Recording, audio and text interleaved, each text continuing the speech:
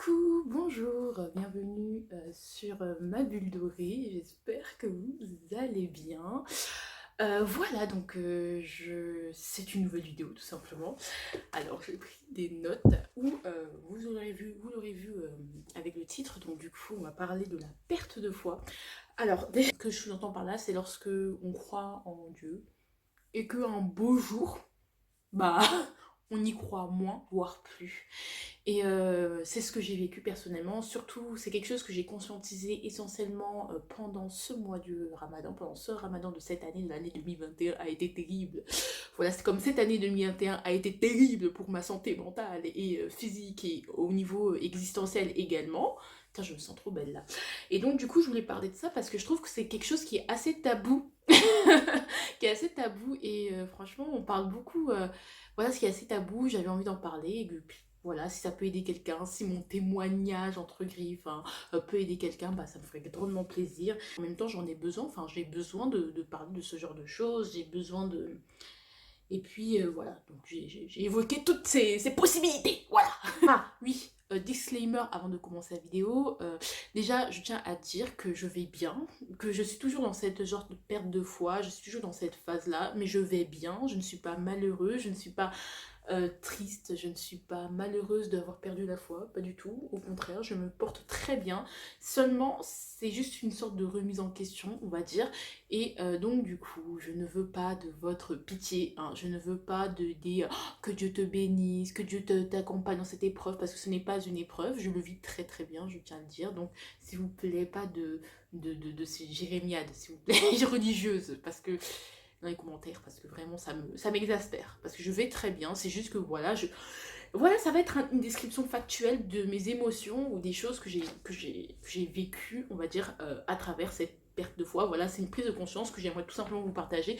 Mais aujourd'hui, je me sens de mieux en mieux. Voilà, il y a plein de choses qui ont fait que cette année a été terrible et au niveau existentiel.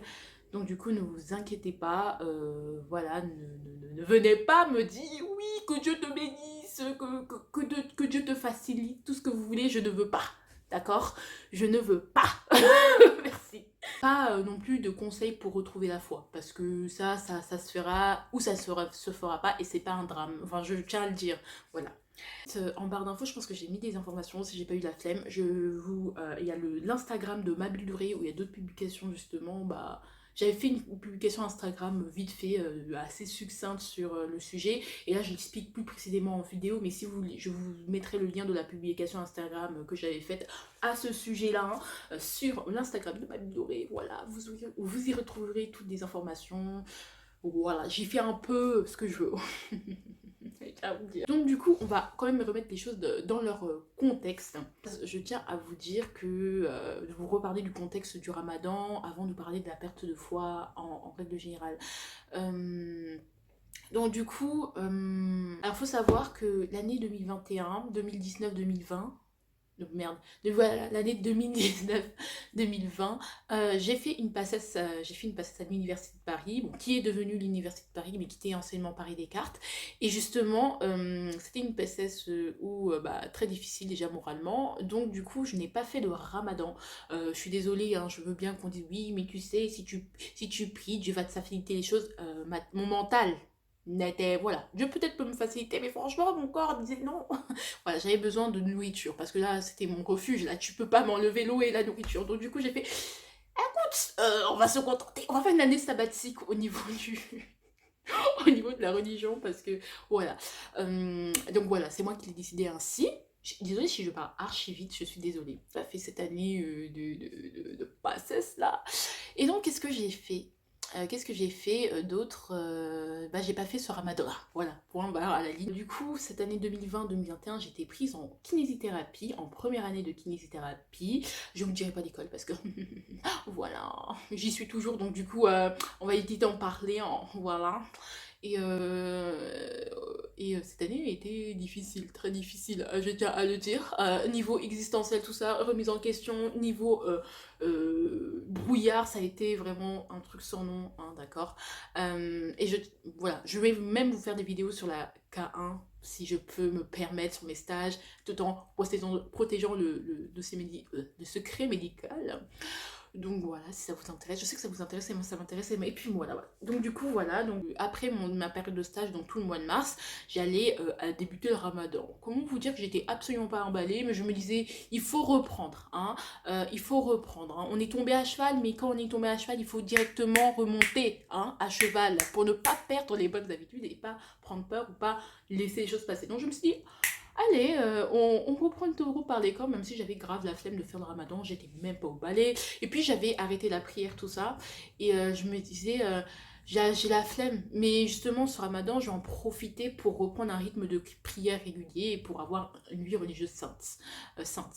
Saine, punaise, sainte, mais n'importe quoi. Une vie religieuse plutôt saine et spirituelle plutôt saine. Et pour être alignée, tu vois. Donc je me disais, ouais, je vais profiter du ramadan pour reprendre un rythme de 5 prières par jour, tu vois, autant faire ce peu. En plus, j'aurai plus de temps, ça va me... Moi, le ramadan, faut savoir que c'est une période que j'aime beaucoup parce que c'est une période où vraiment voilà, comme tu ne passes plus ton temps à chercher, tu passes plus ton temps à chercher la nourriture, il n'y a à boire, et bien ce temps-là, tu le mets dans autre chose, et donc quelque part, ça t'aide à t'isoler, à te vider l'esprit. Quand tu manges moins, du coup, tu économises là ton énergie, donc pas d'énervement, pas de crise, tout ça. Moi, c'est vraiment spirituellement, ça avait un vrai sens et ça a toujours eu un vrai sens au-delà du fait qu'il faut faire le ramadan pour aller au paradis. Parce que franchement, ça, c'est pas ce qui m'intéresse. C'est vraiment, moi, je me sentais bien. Mais là, j'étais là, je m'en bats les couilles. Mais vraiment, hein, c'était sérieux. Moi, je suis sans filtre avec vous, là. On va être très sérieux, on va dire les mots, j'en avais rien à foutre. Mais je me disais, man, c'est l'occasion de reprendre les bonnes habitudes. Donc voilà, j'en suis arrivée là. Aucun engouement, quoi, globalement. Hein. Et puis, le premier jour du ramadan, deuxième jour du ramadan, j'ai prié, j'ai même pas fait toutes les prières, et après, troisième jour, j'ai arrêté. Hein. En fait, je jeûnais, je faisais les choses, mais je jeûnais pas en fait, parce que je priais pas. Moi, je vais pas vous mentir, j'avais la flemme, j'avais pas envie, j'avais pas, vraiment pas envie, dans un bad mood, parce que j'avais énormément de rattrapage. Enfin, j'avais énormément de rattrapage, tout ça, donc du coup j'étais vraiment dans un rush. Et d'habitude, il faut savoir que c'est pas parce que je suis dans un rush, dans une période d'examen, que ça m'empêche de faire le ramadan, tu vois. Sauf qu'en passesse, mais en passesse c'était vraiment la nourriture, j'en avais besoin, et voilà, quoi, c'est une fois dans la vie, c'est pas grave, on s'en fout, en plus on peut le rattraper quand on veut. Enfin, je l'ai pas fait parce que j'ai eu la flemme, mais en tout cas, c'est un truc qu'on peut faire, tu vois, donc... voilà, mais j'étais vraiment dans un bad mood, j'étais vraiment pas bien. J'étais vraiment pas bien, et je vous expliquerai aussi le pourquoi du comment. Ça, c'est qu'une partie de mon mal-être, la perte de foi, enfin de mon mal-être, maintenant qui n'en est plus un, hein, voilà, que je vais vous expliquer dans une prochaine vidéo. Voilà, on va parler de ma santé mentale. Voilà. Rentrons dans le vif du sujet du coup, maintenant qu'on a fait les présentations, on va parler plus précisément de ce que je pensais par rapport à la foi, mes préjugés et surtout ce que je pensais être acquis par rapport à la foi. Moi j'étais une musulmane très pieuse, voilà, je priais, je croyais vraiment en Dieu, ça me rendait vraiment heureuse de croire en Dieu, ça me faisait du bien, ça me complétait, j'étais bien. Et je me suis dit, toujours dit depuis que je suis petite en fait, que vraiment, tant qu'on croyait en Dieu, j'étais protégée de tout, donc du malheur, des épreuves, de tout, j'étais protégée de toutes les mauvaises choses, le black side de la vie, là, du noir, voilà, des ténèbres, alors que non, on vit sur Terre, donc forcément t'es confronté aux ténèbres, sinon comment voir la lumière, hein, c'est très bien, voilà, on l'explique, on l'explique aux gens, il faut leur expliquer ça, mais voilà, mais voilà, donc ça c'est premier cliché à la con, bah ça c'est les naïfs, hein, dans ma... Ensuite je croyais que lorsqu'on croyait en Dieu, eh ben on pouvait plus perdre foi en lui et qu'on pouvait plus perdre foi tout simplement. Moi j'ai beaucoup parlé de croire en Dieu parce que franchement la religion ce n'est qu'un vecteur qui permet de vivre ta foi, mais en soi c'est pas ça qui fait que tu vas croire ou pas croire en Dieu, tu vois ce que je veux dire, enfin, c'est-à-dire le fait des musulmans ou chrétiens, pour moi c'est the same, tu crois en Dieu, tu vois, sauf que tu le fais pas de la même manière et vraiment on accepte parce qu'on est tolérant dans la vie. Euh, voilà. J'allais dire que quand tu crois en Dieu, impossible de faiblir, impossible, t'es tout le temps fort. Qu'en fait, si je te montre un graphique, je sais pas si je le mettrais, si je pourrais le mettre, ce graphique que j'avais fait sur ma publication Instagram. Donc, je t'invite à aller t'abonner à mon Instagram pour connaître plein de choses en avant-première, pardon, excusez-moi si je zozote, hein. Mais en gros, si je peux mettre l'image là, si je peux. En gros, la foi, c'est un peu genre linéaire, c'est-à-dire que c'est toujours à 100%, que ça peut pas baisser, non. Et en fait, j'ai découvert que non, c'était les montagnes russes. Parce que pourquoi? Parce on est sur Terre. Dieu est au ciel, la perfection, la lumière, tout ça, les anges, c'est ailleurs, tu vois. Mais nous, on est sur Terre, dans un monde où bien et mal se mélangent. Et un monde fait de 50 nuances de gris. Voilà, merci pour ce joli jeu de mots. Mais c'est vrai, quoi. C'est-à-dire que c'est complexe, il faut avoir de la nuance. Et en fait, j'avais pas compris ça. Et donc, quand as des convictions comme ça, que t'as des dogmes comme ça ancrés en toi, et que, en fait, la vie te prouve par A plus B que tes dogmes à la poubelle, ça fait mal. Ça fait souffrir. Voilà. Faut savoir que dans la vie, tout bouge. Alors que, tu vois, quand on te parle du paradis, de l'enfer, on te dit la temporalité, c'est pour l'éternité. Sauf que on est sur Terre et l'éternité n'existe pas. Voilà, tout simplement. Donc, à partir de ce moment-là, on peut réfléchir, on peut se remettre en question, on peut, voilà. Vous voyez, l'éternité n'existe pas sur cette Terre. Voilà. Hein, je pense que c'est l'amalgame qu'on fait beaucoup, hein. Je tiens à le dire. Voilà, c'est mon opinion. Ah oui, j'ai oublié de dire que this is my opinion, my vécu. Hein, pas obligé de croire en ce que je dis, mais voilà quoi. Hein, je tiens à le dire. Je peux vous lire quelques passages de mon journal intime, ce serait très utile de le lire, parce que justement pendant ce ramadan, plutôt que de prier en fait jusqu'au matin, c'est-à-dire qu'après manger, tu vois, avant la prière du matin, tu manges et tout, et voilà. Et justement, moi je restais, soit je travaillais, soit j'écrivais dans mon journal intime, et je sais pas si c'est très pertinent de vous lire un passage. Voilà, je vais vous lire un petit passage, hein, parce que je vais pas tout vous lire. Bref, je suis déçue, ma foi se fragilise, mais vraiment. Quand je prie, j'ai l'impression d'être... je n'ai pas l'impression d'être connectée à l'islam, à Allah. Je prie parce qu'il faut prier, parce qu'il faut accumuler les bonnes actions, parce que je ne veux pas aller en enfer. Et ça, je trouve ça triste. Moi, personnellement, je trouve ça grave triste, en fait, de penser comme ça. Je sais pas pour vous, mais se dire que je prie parce que je veux pas aller en enfer. En fait, tu pries parce que tu as peur. Alors que la prière, ça devrait être un soulagement, tu vois.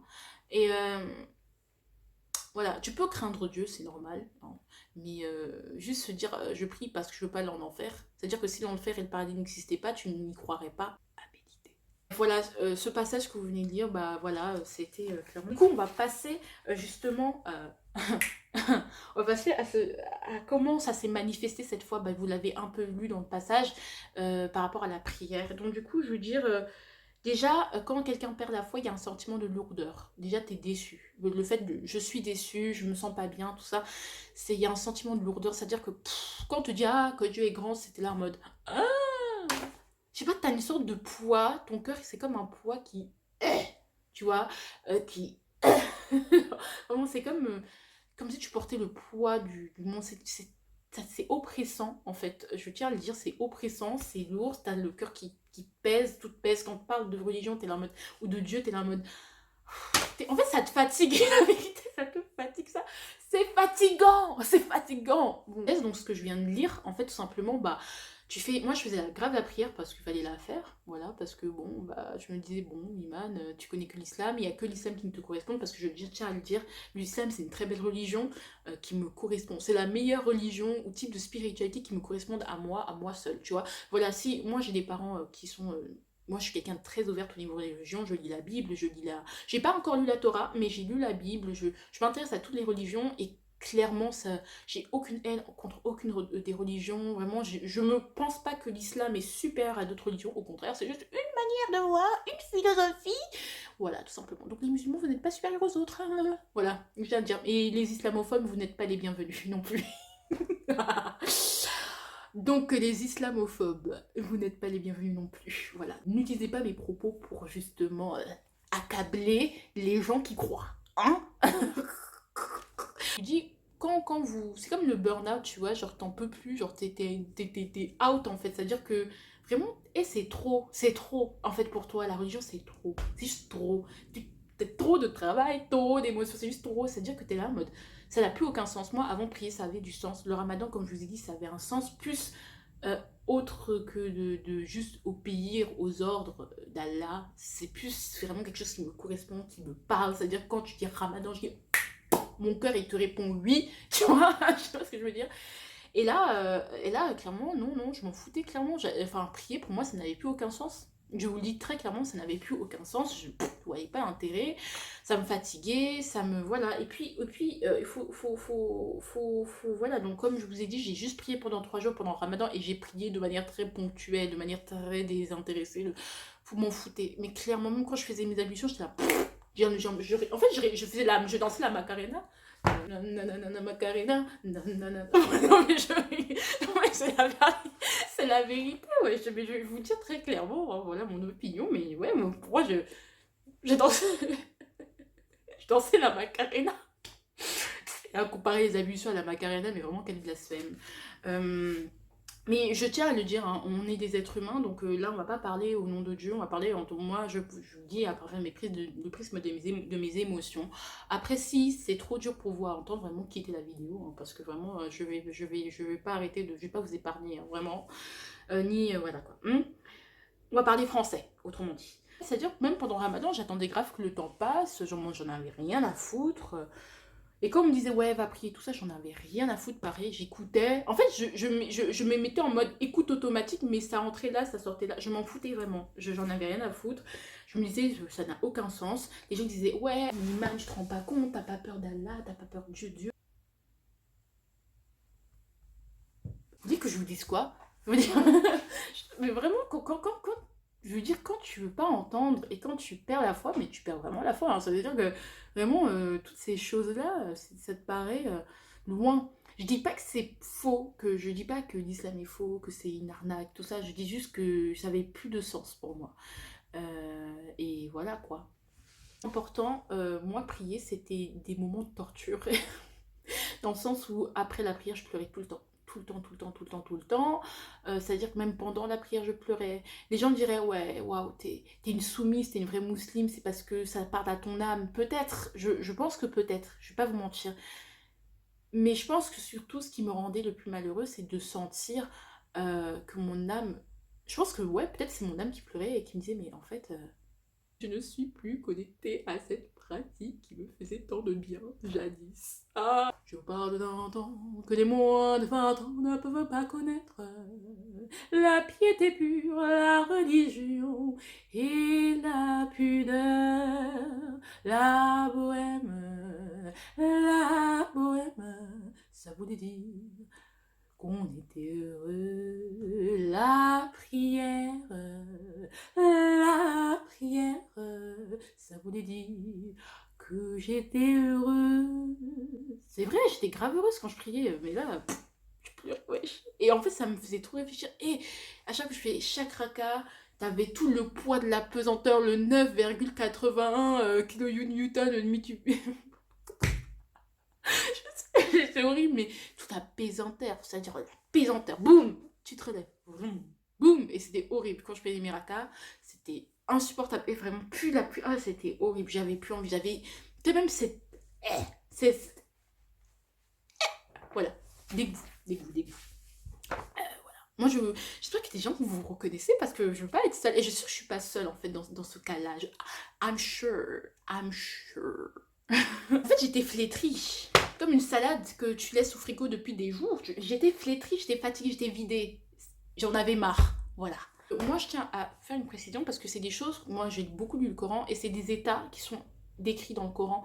Et c'est les états qui sont décrits lorsque quelqu'un est égaré. C'est-à-dire que ils sont sourds, aveugles et ils sont insensibles aux paroles d'Allah. Et oui, c'est vrai. Donc c'est comme ça qu'on décrit les égarés beaucoup, beaucoup, beaucoup. C'est comme, comme la perte de sens en fait. Comme je vous disais, sourds, muets, aveugles. Ils n'entendent pas, ils ne voient pas. Beaucoup, beaucoup. C'est très ponctué dans le Coran. Et donc du coup, parce que je l'ai lu, hein, je suis cultivée. Et justement, c'est cette perte de foi et le fait que quelqu'un soit égaré, c'est décrit comme une perte de sens, comme des sensations que je vous décris. Et on pourrait se dire que ouais, bah Iblis a gagné quoi, voilà, on est là tout, pas la maison. Allez les bleus, allez, nanana, c'est le champion, allez les bleus, allez. Mais vraiment, je pense que c'est ça, peut-être le... J'en parle avec... c'est de l'humour. Iblis, c'est le diable, hein. Je tiens à vous dire Satan, Lucifer, Satanus, l'adversaire, tout ça. Je tiens à le dire. Donc, ah bah, peut-être qu'il a gagné. Et peut-être que oui, je ne sais pas. Je tiens pas à vous dire que je suis... voilà, je ne sais pas. Mais justement, c'est comme ça qu'on décrit les égarés. Et dans ce cas-là, qu'est-ce que dit Dieu? Bah, de les laisser dans leur coin, de vous prier dans votre coin, plutôt de faire des leçons de morale et d'attendre le jugement dernier, parce que nous sommes tous des huiles pécheurs qui allons tous passer à la barre. Voilà. Je tiens à le dire, elle répétait. L'islam n'est pas supérieur aux autres religions. Voilà. Et un musulman n'est pas supérieur, contrairement à ce qu'on pense, à quelqu'un qui ne croit pas. Je tiens à vous dire, vous n'êtes pas supérieur parce que vous êtes musulman, chrétien, ou quoi ou qu'est-ce, vous n'êtes personne. Vous êtes toujours aussi ignorant. C'est juste que vous croyez en quelque chose, mais vous êtes aussi ignorant que les non-croyants. Voilà, je tiens à le dire. Hein. Je sais que ça fait mal, mais on est tous des êtres humains en fait. On est tous des semblables. Voilà. Dieu est au ciel, les humains sont sur terre. D'ailleurs, c'est une publication aussi que je vous mettrai en barre d'infos, que j'avais écrite aussi pour parler de ce sujet. Hein. Bref. Là, ne dites pas dans les commentaires, ouais, c'est le diable qui a gagné, parce que vous n'en savez rien en soi. Peut-être que c'est vrai. Peut-être que ça ne l'est pas. Donc je tiens à ne pas, voilà, ne parlez pas de blasphème non plus, ne vous sentez pas offensé parce que c'est ce que je ressens, voilà. Et je pense que plusieurs de gens comme moi ont ressenti ce genre de choses. Et peut-être je le suis, mais vous n'en savez rien, voilà. Les conséquences de tout ça, hein, c'est que on parle beaucoup, moi je trouve que vraiment on parle beaucoup du fait que Dieu nous illumine, nous fait du bien comme je vous disais, mais il faut savoir qu'on parle pas assez des gens qui perdent la foi et je pense qu'il n'y a pas assez de conseils ni de rappels pour les gens qui perdent la foi et pas une réelle compréhension. C'est-à-dire que quand si tu dis à quelqu'un, bah écoute, j'ai perdu la foi, je crois plus, j'y crois plus ou j'y crois moins, directement on va dire, oh que Dieu te facilite, en mode comme si c'était une tare, comme si c'était un truc mal, comme si c'était mauvais, comme si c'était quelque chose de mal, de mauvais, c'est quelque chose à renier, que, oh pardon, tu es malade, ah, t'as le cancer, en phase terminale, courage, hein, courage, courage. Les médecins n'ont plus d'espoir. Mais je serai là en fait.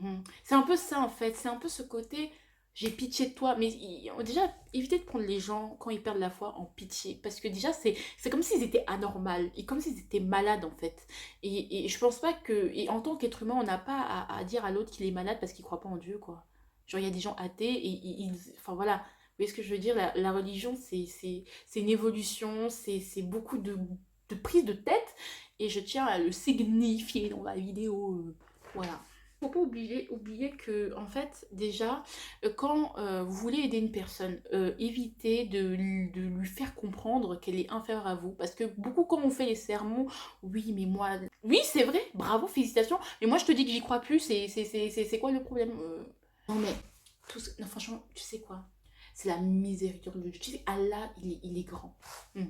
Non, mais je sais, mais c'est juste que j'y crois plus, quoi. Je fais comment? Enfin, t'as pas de compte. Dieu est grand. Priez. Priez. Les gars, je te demande des choses concrètes dans la vie. C'est pour ça que moi, je trouve que vraiment, quand on en parle aux gens, les gens, ils sont bêtes, ils savent pas répondre. Voilà, pour ce genre de choses, allez voir un psy. Voilà. En fait, tu te sens directement jugé parce que les gens, ils comprennent pas la problématique. Il y a un sentiment d'isolement très fort parce que c'est beaucoup de choses des symptômes ce que je viens de vous décrire, c'est des symptômes des égarés en fait qu'on lit dans le Coran, et donc la perte de sens, et du coup les gens ils sont là comme si tu avais un cancer, comme je l'avais décrit, beaucoup de conflits internes parce que tu te dis peut-être c'est moi qui est anormal, peut-être c'est moi qui sais pas faire, peut-être c'est moi qui sais pas m'y prendre, c'est moi qui a un problème, mais pas du tout en fait, mais pas du tout, ça arrive parce que aussi c'est un isolement social, parce que aller à la mosquée, aller à l'église, prier avec des gens, bah ça nous connecte, ça nous fait du bien, ça nous remplit d'amour, et quand tu ne crois plus, bah t'es plus de cet amour. Quand tu vas à la messe, bah gros, tu vas voir aussi les copains, hein. Voilà, tu vas voir les copains, les amis de la mamie, les amis, la tante, différentes. Après, tu as le repas de famille, quand tu as la mosquée le vendredi, enfin voilà, c'est le jour de fête, quoi. Tu vois, c'est beau. Donc oui, il y a ce sentiment d'isolement. Et franchement, donc si vous voulez aider quelqu'un, évitez de l'isoler et éviter de le bombarder. Voilà, enfin, ouais, ce sentiment d'isolement, il est accentué parce que, comme je vous disais, il y a une sorte, comme si le non-croyant ou la personne, le croyant qui perdait la foi, qui est dans une phase difficile avec sa foi, était une sorte d'hérésie, comme si c'était le mal. Parce que justement, ce que je vous dis, voilà, c'est quand même une perte de sang très forte, une sorte de burn-out. Et du coup, ouais, il y a une sorte, voilà, c'est comme si c'était la victoire du malin sur l'être humain, quoi. Et comme je vous disais tout à l'heure, donc, ouais, c'est ce que justement, pour se sentir compris et pour éventuellement retrouver la foi, je pense que on n'a pas besoin de jugement culpabilisant, en fait. Parce que tout ça, ça culpabilise, ça isole et tout, c'est pas bien. Et donc, du coup, on se sent nul. On se sent nul, on se sent nul, on se sent... Tu sais, c'est dur quand t'as cru en Dieu et que tu te dis, bah, si j'y crois plus, c'est que je crois au diable, tu vois, ou je suis perdue, ou je vais aller en enfer. Moi, c'est ce que j'écrivais, je disais ça, hein. Là, j'oublie un passage de mon journal intime pour l'illustrer. J'ai dit, mais mon âme se déconcentre, Grégory a raison. Et oui, Allah perd qui il veut, et je pense que je me suis égarée. Rien que de dire cela, ça me brise le cœur. Je suis en larmes actuellement. Cette pensée me fend le cœur. Mais si Dieu, le Tout-Puissant, me tourne le dos, qui pourra me sauver, excepté lui? Personne. Est-ce que vous vous rendez compte du truc, quoi? Donc du coup, c'est comme ça que j'illustre toute cette chose. Vous voyez, donc c'est pour ça que je vous dis, là, donc du coup ça crée un sentiment de tristesse, et que si la tristesse est trop forte, bah pour vivre heureux, bah tu arrêtes de croire en Dieu, ou tu quittes la religion, voilà, musulmane, tout simplement. Désolée, ASMR vibes. On a l'impression qu'il y a deux camps, soit tu crois mais à fond, soit tu crois pas et nique ta mère, en fait, c'est clairement ça. Et le verdict, il est dur et sans appel, en fait, tout simplement, je tiens à le dire. Et les autres croyants, ils comprennent pas ça, et t'as l'impression de te prendre de haut avec leur serment à la con, quoi. Donc arrêtez, hein, vous n'êtes personne, donc fermez vos bouches, voilà. Ah, je suis méchante, mais c'est la vie, c'est la vie, c'est la vie, hein. Donc du coup, croire, c'est douter. Voilà, pourquoi je dis croire, c'est douter. Je vais vous lire un petit passage de mon journal intime, voilà, tout simplement, où pendant le ramadan, j'avais écrit ça. Oh, mais oh, c'est trop triste. Je vais pas lire le reste parce que c'est vraiment très triste. Franchement, c'est vraiment des dépressions vibes. Voilà. Donc, croire, c'est douter. Pourquoi je vous dis ça? Parce que c'est un truc que j'ai conscientisé des années avant.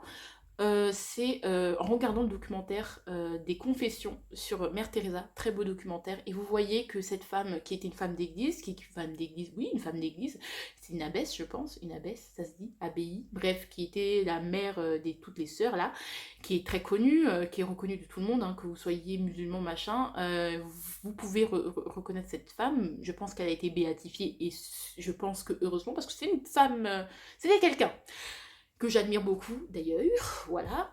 Mère Teresa, bah, elle a toujours douté, en fait. C'est-à-dire que jusqu'au bout, elle a douté, parce que plus tu crois, plus tu te poses des questions, plus tu es intelligent, plus tu doutes. Voilà, quoi, je tiens à le dire. Enfin, plus vous doutez, enfin, c'est normal. Ça fait partie du bail, en fait. Et, et du coup, moi, c'est pour ça que moi, je vous dis vraiment, il y a beaucoup trop de gens qui se permettent de juger les autres quand tu évolues ou quand tu... Et en fait, c'est vraiment... Enfin, ouais, beaucoup de gens pensent que croire en fait en Dieu, c'est en fait obéir à des dogmes, c'est-à-dire que suivre des règles. Mais en fait, moi, je trouve que dans la religion, il y a une partie qui est dite, écrite, et quand quelque chose est écrit, il y a plusieurs chances qui se cachent derrière. Quand tu lis un livre une fois, deux fois, bah, tu vas pas comprendre exactement la même chose. C'est pareil pour le Coran, surtout que c'est très très bien écrit, je tiens à le dire, et surtout que c'est très subtil comme sens. Il faut pas prendre les choses au pied de la lettre, il faut être intelligent, les gars. Donc c'est pour ça qu'il faut apprendre à faire des commentaires composés, pour connaître le sens des choses. Esprit d'analyse, philosophie. Voilà. Je tiens à le dire, voilà, du coup, c'est pour ça que la philosophie est très utile, cependant. Euh, donc, en fait, je trouve que ce qui est dommage aussi, c'est que les gens se cachent énormément derrière les écrits saints pour dire à quel point tu es égaré.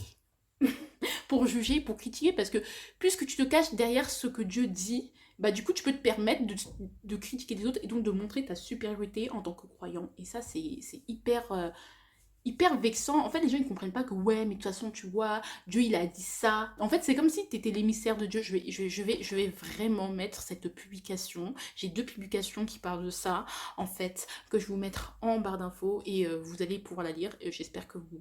Voilà, vraiment, pour la lire, vraiment, allez en barre d'infos. Et abonnez-vous si vous aimez mon contenu. Voilà. Et donc voilà. Donc comme je disais, la foi, ça s'entretient en fait. Je pense que j'ai passé cette période du ramadan et je pense que j'ai compris que la foi, ça s'entretient en fait. Je pense que ce qui m'a aidé à relativiser, c'est que je suis allée voir un monsieur, un monsieur fort gentil, avec qui j'ai discuté, mais vite fait de ça, genre en deux spi, et qui m'a pas jugé, genre qui m'a juste regardé en mode, ok, tu vois, ok. Et c'était pas un imam, hein, c'est ce monsieur, hein, c'est une autre personne, elle se reconnaît. Elle se reconnaît. Voilà, elle se reconnaît. T'es une personne vraiment gentille, genre vraiment adorable. Adorable. Tout bonnement adorable. Voilà, une personne que j'admire. Voilà. Et donc du coup, j'espère qu'elle se reconnaîtra. Et je pense qu'il faut savoir que la foi, on évolue. Donc si j'arrive à mettre le graphique, voilà, et les graphiques que j'ai, c'est qu'il y a en voilà, la réalité c'est que la foi ça évolue, c'est en dents de scie, quoi. Il y a des hauts, il y a des hauts et puis il y a des bas, les hauts, les bas, les hauts, les bas. Et voilà, c'est les montagnes russes, voilà. Donc c'est pour ça que je tenais vraiment à en parler, genre vraiment, vraiment, vraiment, vraiment beaucoup, beaucoup, beaucoup.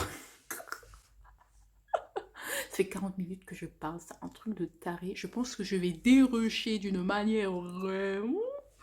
Donc, du coup, je tiens à dédramatiser sur le fait de perdre la foi, d'être égaré. Ça arrive de perdre son chemin, mais ça ne veut pas dire que c'est une fatalité, ça ne veut pas dire qu'on ne peut pas le retrouver. Ça veut pas dire que l'islam est le seul chemin pour arriver à la félicité et au paradis. Donc je rappelle, c'est pour ça que je dis que ni les chrétiens, en fait les musulmans, les chrétiens et comment ça s'appelle, les juifs, moi je parle des religions monothéistes, après le reste, j'ai trop peu de connaissances pour comparer, mais en tout cas le Coran reconnaît la Torah, l'évangile, et ensuite en tout dernier, le petit dernier, c'est le Coran. Donc autrement dit, nous sommes les petits derniers, les musulmans. Donc du coup, respectons les livres qui sont descendus avant nous. Voilà. Il faut respecter ce genre de choses. Je trouve que c'est quelque chose d'assez intéressant à avoir. Donc voilà. Donc, parce qu'on est des êtres humains tout simplement, et je tiens à le dire, on est bien des êtres humains, et que forcément, on est des êtres, contrairement aux démons, contrairement à tous ces êtres surnaturels, nous ne sommes pas constants. Et encore, les djinns, je pense qu'aussi, ils ne sont pas constants dans leur évolution. Ils ne sont pas constants. Et en des suppositions, nous ne connaissons pas les choses, hein, nous sommes que des êtres humains. Nous ne voyons qu'entre 400 et 800 nanomètres, et entre 20 et 20 000 Hertz. Autrement dit, nous sommes aveugles, nous sommes sourds. Voilà. Donc toutes nos suppositions restent que des suppositions. Et comme l'homme va toujours chercher des réponses, et bien c'est pour ça qu'il change. Et moi je suis un être humain, et c'est normal que je change, et que je n'aime pas les dogmes. Voilà, tout simplement. Je n'aime pas les règles, ce qui est admis. C'est pour ça que moi je n'aime pas trop les comptes de rappel, je n'aime pas trop les réseaux, parce que je trouve que les jeunes qui croient sont des gens superficiels, et que du coup ils jugent, ils utilisent des écrits simples pour pouvoir juger et cracher leur venin de merde. Voilà. Surtout les jeunes, hein, je tiens à le dire. Parce que je pense que les vieux, ils sont un peu moins chiants. Ils sont beaucoup moins chiants. Je le dis, hein. À faire une petite différence, c'est que c'est une petite définition que pour vous montrer que justement que la foi c'est pas linéaire. Que la foi, c'est expérimenter la croyance. La croyance, c'est lorsqu'on te dit, c'est la théorie, et la foi, c'est un peu la pratique, l'expérimentation. Voilà, vous avez été en philosophie, hein, je pense, vous avez eu l'expérience, l'hypothèse, la théorie, l'expérience. Je pense que c'est un truc qui a été fait, j'espère. Parce que c'était très intéressant comme chapitre. Faut savoir que, justement, que quand on croit, en fait, croire, c'est justement admettre ce qu'on nous a dit, qui est, voilà, admettre ce qui est admissible, ce qu'on nous a dit qui était admissible. Je sais pas si c'était très français, mais c'est pas grave. Sans l'avoir pour autant expérimenté. Alors que avoir la foi, c'est expérimenter la foi, c'est expérimenter la croyance qu'on nous a inculquée, ou à laquelle on a décidé de croire. Du coup, l'expérience, quand je dis expérimenter la foi, c'est expérimenter sa foi, c'est observer, qu'est-ce que j'entends par expérience? Tout simplement que ce que j'entends par expérimenter, on entend observer, on entend hypothèse, on entend douter, parce qu'il faut mettre en doute son hypothèse pour la vérifier, et une fois qu'on l'a vérifiée, on l'admet juste, on admet qu'elle est juste. On ne dit pas que c'est la vérité absolue, on admet que c'est juste. C'est tout, tu vois ce que je veux dire? Donc il y a le doute, il y a la remise en question, il y a des observations. Par exemple, tu dis que ouais, Dieu, il est tout puissant. Ok, c'est une croyance. Omnipotent, omniscient, tout miséricordieux, très miséricordieux. Mais quand tu vois un bébé naître, et bien, en fait, ça peut augmenter ta foi ou te garantir dans ta foi, forger ta foi, parce que bah, tu dis, voilà, à travers cette naissance, la beauté de cet événement, bah, je vois la grandeur de Dieu. Quand je vois la nature, quand j'entends les oiseaux, quand je sens le vent, quand je me réveille chaque matin, genre je m'endors et que je me réveille 5 matins en vie, bah, c'est la grâce de Dieu. Tu vois, c'est l'expérience de ta croyance, en fait. Tu vois? Donc voilà, les gens qui aiment bien les dogmes, ne me parlez pas, je rigole. Je vous accepte comme vous êtes, mais c'est juste que tant que vous me critiquez pas, ça va. Voilà, moi, le croire, c'est expérimenter. Expérimenter, c'est se tromper, c'est faire des erreurs, c'est douter, c'est se perdre, et puis se retrouver. Mais comme on a foi en une vérité, parmi tant d'autres, du coup, je tiens à dire qu'il faut arrêter de se mettre une telle pression. Hein. C'est cette pression de il faut que ma foi soit toujours comme ça, un des tops. Je vais donner des petits tips d'après moi, après toute cette réflexion de blablabla. Si un de tes amis passe par ces phases-là, déjà, pas de sermon. Ne lui fais pas de sermon, s'il te plaît, ça va augmenter le fait que toi, tu sais tout et lui, c'est rien, ce déséquilibre, en fait, tout simplement, entre toi et cette personne. Et du coup, tu vas la mettre mal à l'aise et tu vas l'isoler. Elle va t'écouter, hein, mais tu vas pas l'aider. En fait, tu vas justement encore plus la down, you know. Ne pas brusquer la personne. C'est-à-dire que si tu te rends compte qu'on a il a perdu la foi et que ça te fait mal, bah faut pas que tu dises ouais, il faut que je fasse tout pour qu'il retrouve la foi. Non, tu peux rien y faire parce que chacun a son évolution émotionnelle et spirituelle. Donc chacun a son rythme. Si toi tu es dans une période où tu dans les highs, dans les hauteurs, au niveau de ta foi et de ta croyance, ça veut pas dire que tous les autres autour de toi sont au niveau on the top de leur forme, au niveau spiritualité. Et il faut accepter que bah, les gens ne sont pas aussi... ils sont pas à ce niveau-là, sans prétendre que tu es supérieur et que la personne elle est inférieure à toi. C'est juste que quand tu seras inférieur, peut-être dans les bas, peut-être elle sera dans les hauteurs, tu vois. Chacun a sa foi, pratique sa foi différemment et acceptez-le. Genre juste accepter que les gens n'aillent pas bien en même temps que vous. C'est parce que vous êtes heureux que tout le monde est heureux. Voilà. Voilà. Voilà. Parce que Allah, le fait de croire en Allah, en Dieu, vous rend heureux, que ça rend heureux tout le monde. Voilà.